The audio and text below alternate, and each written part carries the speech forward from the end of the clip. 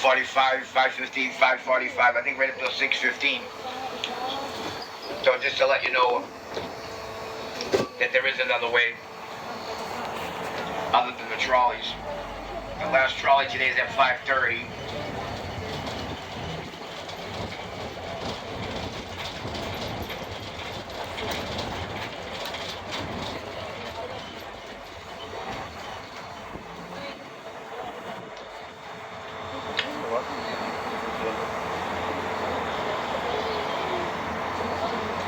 Now the two red bricks is the Freedom Trail. That goes 2 miles through the city past all of the major historic attractions except for the Boston Tea Party Museum.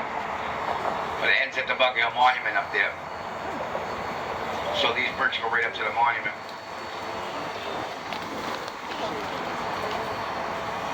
Now if you're going to climb, a lot of people do the 2 mile walk and then they climb the monument. There's 294 stairs to the top if you climb the monument.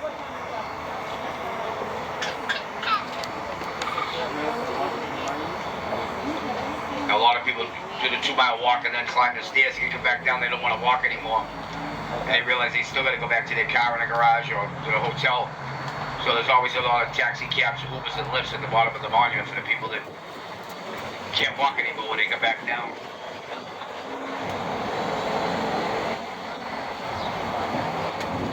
And again, you can see the support of the bridge from this direction here. It looks a lot like the monument. You get down the far end there, it looks like there's 2 monuments off in the distance because you see the railroad and you see just the tip of that one. Now a street we cross right here is Warren Street. A couple of blocks down on the left is Warren Tavern. Warren Tavern is the oldest tavern in the country. Now Warren Tavern and Warren Street are named after General Joseph Warren.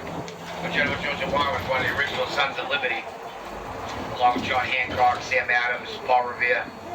And he was also the head of our spy network. He was a graduate of Harvard, so he was very smart.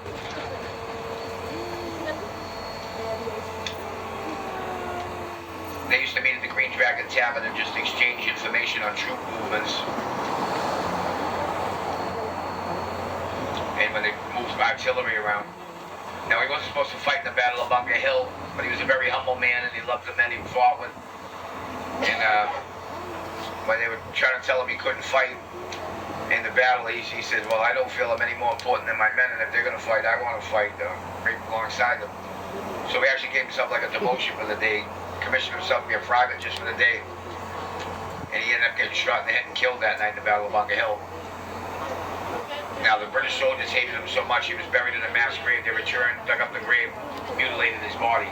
They continually stabbed with bayonets until he was unrecognizable, even though he was already dead. The only way they identified the body was Paul Revere. Went down to identify it because he had wired a tooth into his mouth, into the back of his mouth. And that's how we identified that it was his body.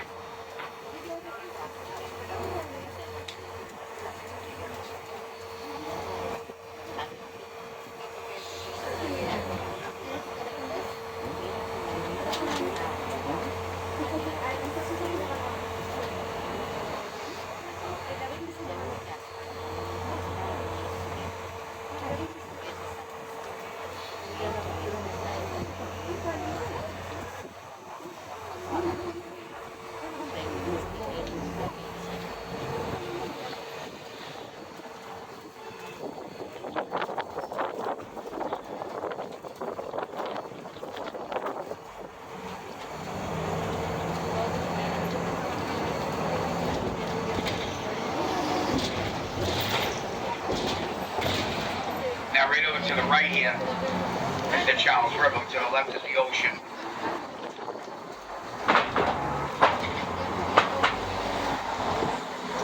Now the Charles River goes through Cambridge, Watertown, Newton, Waltham.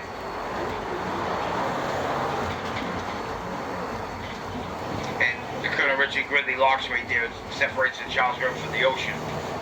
Back in colonial times, the Charles River was a tidal river. It had high tides and low tides. In 1910, they installed a dam down by the Museum of Science and made it into a freshwater basin, meaning it's kept the same level all the time, no more low tides, high tides, and low tides. They upgraded to those Colonel Richard Gridley locks in 1978. It just gave it a much larger ability for boats to pass through.